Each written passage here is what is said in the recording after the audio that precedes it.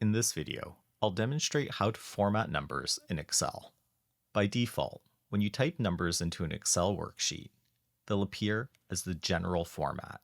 Here the data specifically expresses dollars, however it's not clear from the way that the data is presented.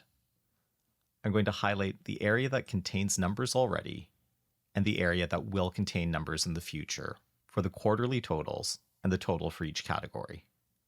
On the Home tab, in the Number group, beside the word General, I'll go to the arrow on the right side and left-click. A drop-down menu showing various number formats appears. First, I'll try Currency. Here you can see that decimal places have been added to represent cents, and dollar signs have been added. Notice that in cell B2, the dollar sign is immediately next to the 0. I'm going to try out a different number format. Highlighting the same region, I'll go beside Currency, click on the arrow, and choose Accounting. This is almost the same, except the dollar sign in B2 has moved to the left side, and a dash has replaced the 0.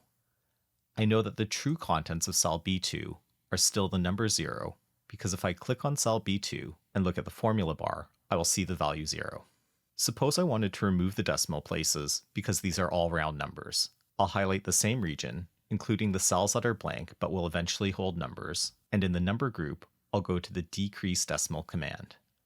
There's 2 decimal places that I want to remove, so I'll click twice. Once, twice.